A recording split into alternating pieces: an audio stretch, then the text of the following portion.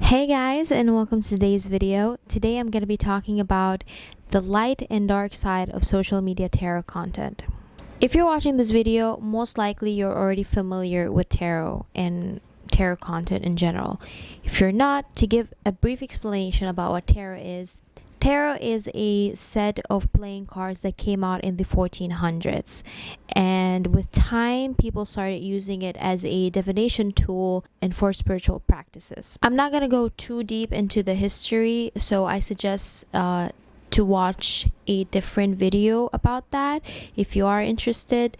But in this video specifically, I'm going to be talking about the rise in tarot content found nowadays in social media.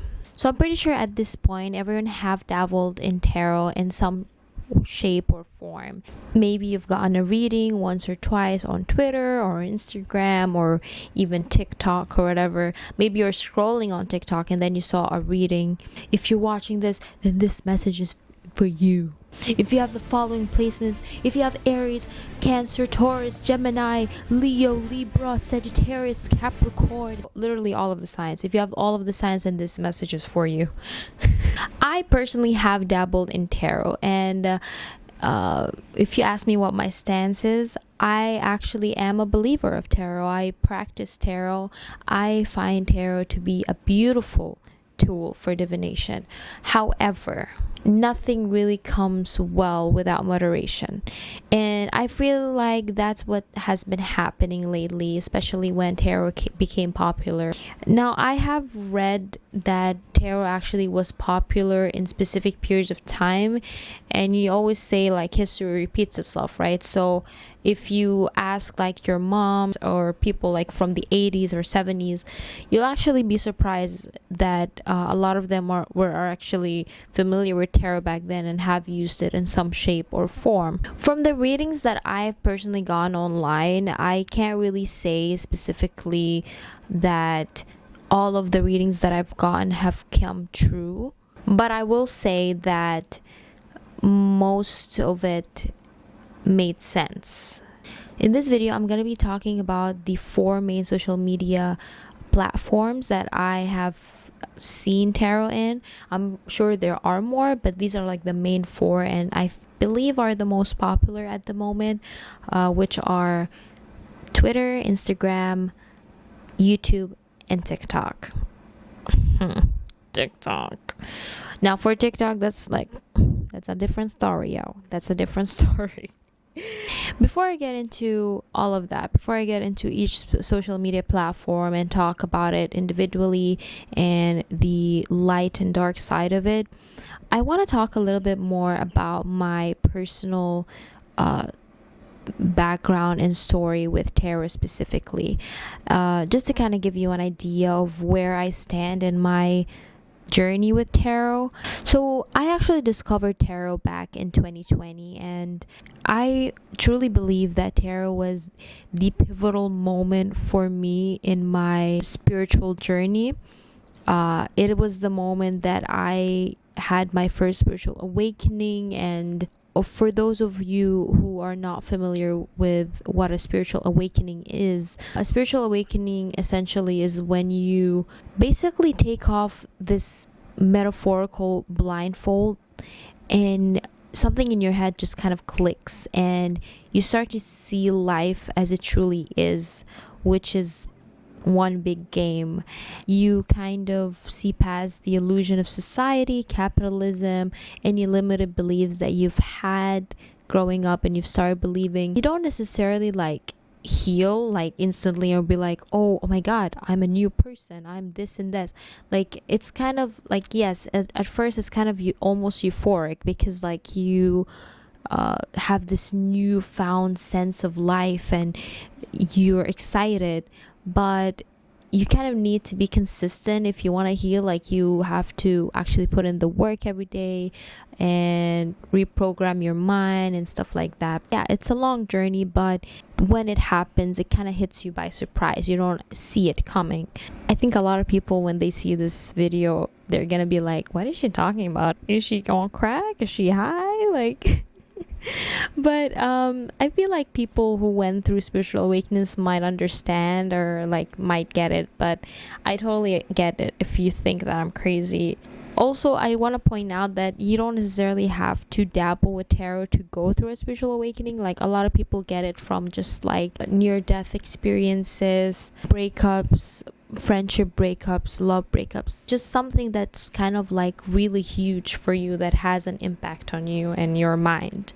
But if it is a breakup, typically like it has to be something that's very, very big, like abuse, huge disrespect, like constant cheating, stuff like that. And I feel like that's what I've observed from the tarot community. Like, most people get their spiritual awakenings from heartbreaks. So when you start like getting into tarot for the first time, the first thing that you would have like on your mind, now this is my experience, and I've noticed a lot of people online have the same experience as I did. When I first started doing tarot, or when I first discovered it, and I was like looking at videos and readings and whatnot, in my head, the first thought that came was, finally, I found a cheat code. I'm gonna never not know anything again. I'm always gonna be a step ahead, and nothing's gonna hurt me now. Like, I thought that tarot was just gonna be this thing that's gonna help me always know, always be one step ahead. And that is when things become toxic. That is when things go really wrong, because it shouldn't be like something that you constantly go back to and depend on for every little decision that you make in life. I do believe that it really depends on the person as well. Like, sometimes when you get to that obsession stage, like I used to be obsessed with tarot. Like, I am not ashamed of admitting that I was obsessed with tarot. I used to use it for every little thing in my life. I eventually like got away from tarot for like a year or two, but then I came back to it. After a while, after you get obsessed, you hit like another rock bottom, and then you start to see tarot as it really is. You start to see that all those little things you used to be obsessed over or whatever, they don't actually matter, and the only thing you should have been working on was just yourself, your self-development, your self-love. And call it cheesy, but honestly, that's how I see tarot. Like, eventually, even though I kept asking the wrong questions, it led me to the real question that I was supposed to be asking, you know, things about my healing, my triggers, who I am as a person, how to love myself. And the thing is, like, when you are someone who went through something really tough, the first thing you start to ask about when you get into tarot is like, why did that specific thing happen to you? Will the person who hurt you regret what they did? Will they get their karma? Will they be sorry? It's kind of like you want to have that sweet feeling of knowing like you're the winner of the story, even though you were the one who got hurt. It triggers this like revenge, karmic kind of feeling cycle. It is normal. It is a normal feeling to feel that way, and it is valid. But if you get into it too much and you fixate on it, it becomes toxic. Tarot is never gonna solve your problems. Tarot is a tool that reads your energy, but the thing about energy is that energy always changes. Energy literally changes every second. That's why we all have free will. That's why you can control other people or how they feel, and that's why sometimes when you do readings, they don't come true.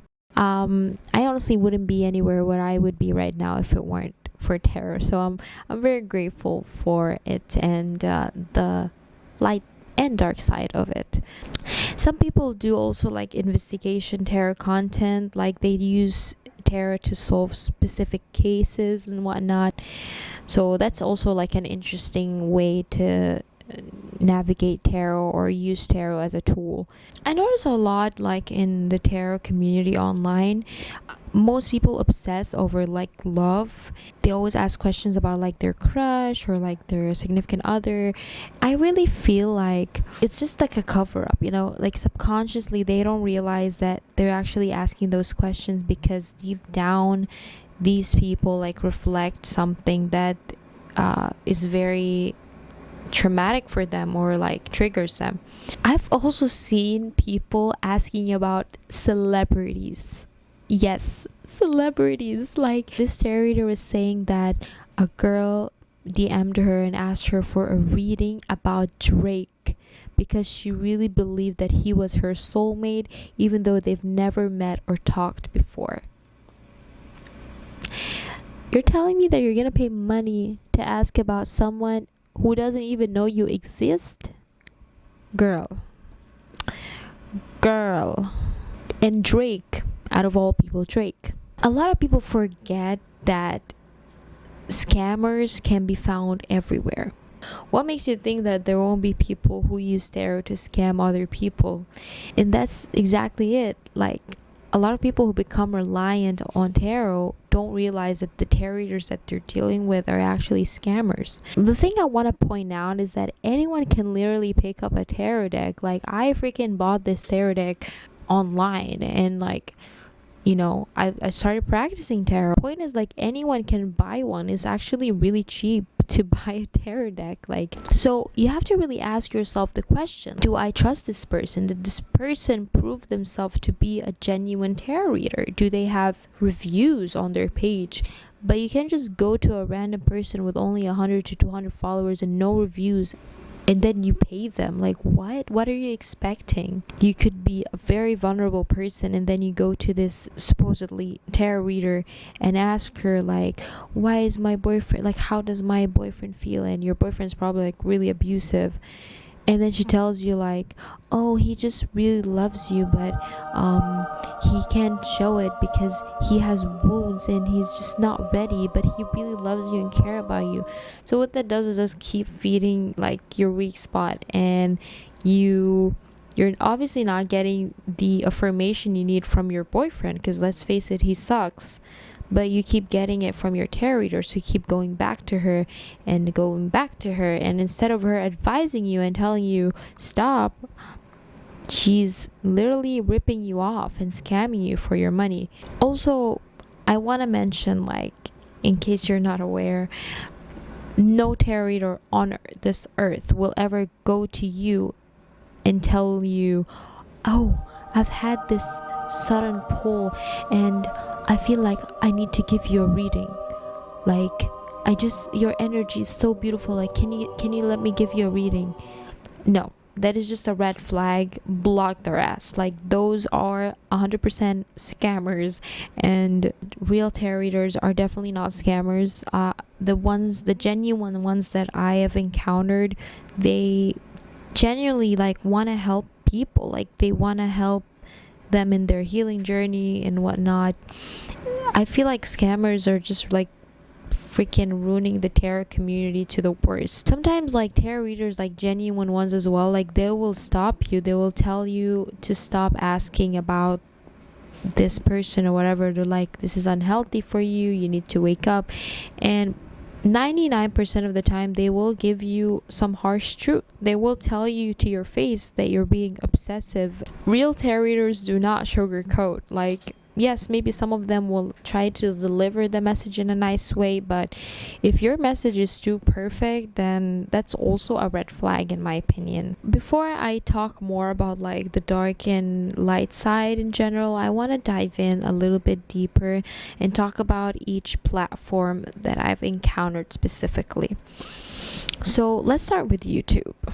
YouTube for me is like the less harmful place for tarot, because first of all, it's very hard to scam people on YouTube, because like most of the time your face is shown, your voice is there, your identity is you're very traceable. So like, it's kind of hard to scam people with tarot on YouTube, unless you're just doing content that is just text based, and that's a different story. But I have personally did not counter scammers in YouTube, but I don't know every single tarot reader on YouTube or so-called tarot reader, so don't take my word for it. I'm sure there is some scammer lurking around on YouTube doing fake tarot readings or stealing other people's tarot content. But yeah, in general for me, YouTube is the best place for tarot because the messages are long. You get like full in-depth readings, and you just kind of really connect more with the reader because like you get to hear them and their delivery and whatnot. I guess the harm really comes if you become dependent on tarot, but that's not really the reader's problem. That's a you problem. Like, you should know better and you should do a little bit of moderation. I think we're already grown enough to know that too much of anything is not good, no matter what it is. Another dark side about YouTube is that obviously the readings over here, like, they mostly deal with a large collective of people, right? A lot of the times, like, messages that aren't actually for you, you would take them as yours, but they're actually not yours. Again, that's a you problem, because instead of you working on yourself and strengthening your intuition, you are, just taking a reading fully as it is and believing that it's yours. And most of the time when you're watching a general reading on YouTube, like, not all of the messages are gonna resonate with you. Like, all of tarot readers say that, like, take what resonates, leave what doesn't, right? Definitely, like, it adds to that whole delulu thing where you really truly believe that your toxic ex is gonna come back and love you better or whatever. Like, girl, move on. For Instagram, it's kind of similar, but it gets more personal. So for example, tarot readers will post like live readings. Like, they will do live readings, and then you would join in and ask a question, and they will answer you like live. Or they would post stories like with the little, like, ask me a question, and then you ask the question and then she answers you in the story or whatever. I keep saying she, but in literally any gender can be a tarot reader. A lot of the readings, like if you get readings on Instagram, they resonate more because you're not dealing with a collective anymore. Although they do sometimes do collective readings, like they would post a post and then you have to pick pick which number and then get the message, whatever. Like, most of the time it's more personalized, and even if it's a collective reading, it's a smaller collective, so chances are it will resonate more with you. Now, the dark side would be that scammers are more because of the fact that it's easier to be a scammer on Instagram because there is no video. You can hide your identity more. But like on YouTube, like, it's kind of hard to be famous or like get a lot of views if you're not showing your face. The thing is, like, you can't really tell which tarot reader is being genuine on Instagram, because it's so easy to just create an account and like say that you're a tarot reader, and then people will just be like, oh my god, and then it's like free reading, and then like, yeah, okay, and then you start charging people after the free reading. Sometimes they'll even like give you a short answer from the free reading, and then they'll be like, for a more in-depth reading, please pay $444. Shit like that. As for Twitter, which is now known as X, never gonna call it X, it's actually quite similar to Instagram.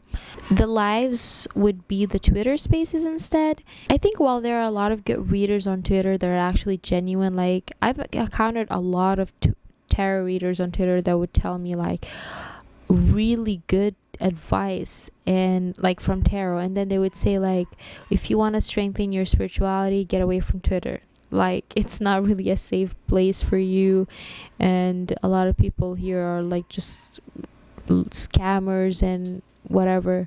But the thing about Twitter is that it is way much easier to just scam people over there, because I've seen so many so-called tarot readers with only like 100 or 200 followers, and they would just write on their bio, tarot reader, clairvoyant, and then like would do tarot readings, and they offer shitty ass like content. Like, their readings wouldn't resonate, it would be toxic. So I want to point out that a lot of people who could be tarot reader or like budding tarot readers, maybe they haven't reached a level of like intuition strengthening yet. Like, maybe they are gonna become good tarot readers someday, but right now they're not good enough to be one. Like, maybe they just are practicing their cards right now and stuff like that. Not everything will always be accurate or resonate, Now let's talk about TikTok. on TikTok, I swear, like, I've seen all sorts of shit over there, and it's just like insane. I really genuinely believe that if you are just starting on tarot, you should not go near anywhere TikTok, because like that's where you could get the most damage. There are so many freaking tarot content, like you don't even pick the card. Like they would just be like, oh, so it looks like from this devil card that he really loves you and he's your soulmate and he's never gonna hurt you, and he has a very healthy attachment style, and you guys are gonna get married. Boom, he's coming back healthier than ever. Like, what do you mean? What? girl, like, if anyone is watching tarot content on TikTok, please stop. Unless you really trust that reader for some reason, like you found them on a different platform. Literally, the person watching this video could be dealing with like a narcissist or like an abusive psychopath, for crying out loud. I can't even comprehend how people who post content like that have any, like, do you not feel bad? Like, you're like literally just looking for views, and you're not putting in your mind that you could be affecting so many people mentally and encouraging them to like go back to their abusive partnership. A lot of young people watch this stuff and they believe it. Like, this is the type of content that will literally like infuse your mental health problems. Like, it will make you lose yourself over someone. And the problem is people eat up that content like crazy. Like, now I'm gonna be talking about, like, in general, my thoughts, my idea of what the light and dark side is. And I talked a little bit about that in the beginning of the video, but I just want to emphasize some things and mention some things that I did not mention before. Like I said, tarot can be a wonderful tool. It is a wonderful tool, honestly, but it can also be misused. Possibilities and the potential of tarot, like, you can figure out things about yourself, you can improve your career, you can find out your weaknesses, your strengths, you can find out what triggers you, what childhood things that you didn't think twice of, but they actually affect you, you know. I actually heard about like some therapists who use tarot as like a tool during therapy, because like it helps them find more answers or whatever, in front of the patient. Of course, it can be used for investigative purposes or whatever. Personally, again, tarot has helped me a lot in my spiritual journey, and it just makes me sad sometimes when I see people who get obsessed with tarot, using it for the wrong reasons, constantly asking about love, their crushes, or their abusive partnerships. And yes, I do believe that you do have to get dragged through the dirt to at some extent kind of learn a lesson. That's why, like, the universe keeps presenting you the same lesson until you learn it, right? First of all, I don't believe that you should take anything that you see online seriously. Like, if you get an online reading online, always take it with a grain of salt, unless it was a personalized reading. If it was a personalized reading, then I would guess maybe like you could take it a little bit more seriously, but not seriously enough that it would control your life. Like, you could like look into it and kind of like see what you can learn from the reading or whatever. Especially general readings, you should not like, those are just entertainment readings. Like, they should not be taken seriously at all. If you want a genuine reading, a real reading, pay for an actual reader who is trusted. Shonnettas Divine Tarot is one person that comes to my mind. She's really talented, and we can see from her energy that she really truly want to help people heal. And also, like, another thing that could help you maybe with your spiritual journey or whatever, whenever you're asking about someone and you're not happy and you're always sad and you feel like it's not working out and why is not anything good happening in my life, ask yourself the hard questions. Ask yourself, why am I asking about this person? What does this person remind me of? What do they reflect within me? Why do I feel that way about myself? Because it's always going to be about you. All these people that you encounter in your life, relationships, partnerships, crushes, whatever, even friendships, everyone is here to teach you a lesson. Everyone is here to reflect something that's already within you. And an even darker side of all of this is that not only are you just scamming people or like giving hope to people who are dealing with abusive relationships, you're teaching young people that obsessing over someone's thoughts and feelings is okay. If you keep asking about the same person over and over again, that is kind of creepy. Like, imagine if someone did that to you. Imagine if someone kept asking about what you're thinking about them, how you're feeling, what you're going through. For example, if you want to ask about your crush, like, in an instant way, like you're saying like, do I have a chance with my crush? Should I pursue my crush? Whatever.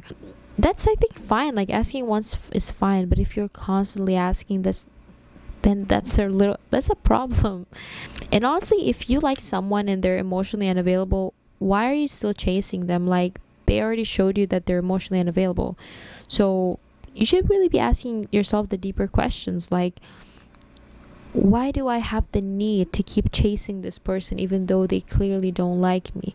And why do you even like them if you don't even know them that well enough yet? Like, at the end of the day, it's way more fun to just like live your life not knowing and kind of like feel like someone, it's so easy. You don't have to go through all this hell and torture.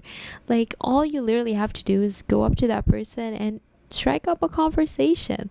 Like, don't even say that you like them yet. You have to talk to them first to figure out if you actually like them and if you have aligned values and goals and if there's chemistry. So why ruin all the fun by knowing everything one step ahead? Like, it's just not how life should be. That's not the fun of life. One of the wonderful things about tarot is that it helps you strengthen your intuition, which we all have. By the way, not only tarot readers, everyone has their own intuition.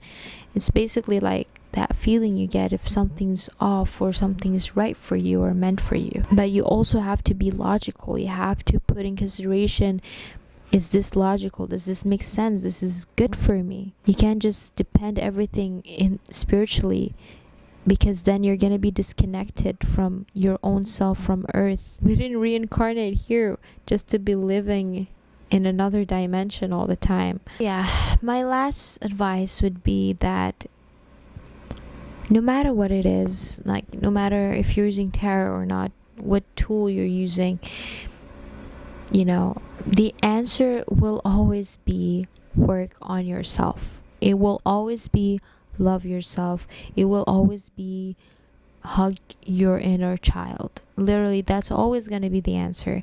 If you are struggling with something, if you don't believe in yourself, if you think you're unlovable, if you think that no one will ever like you, you have to love yourself.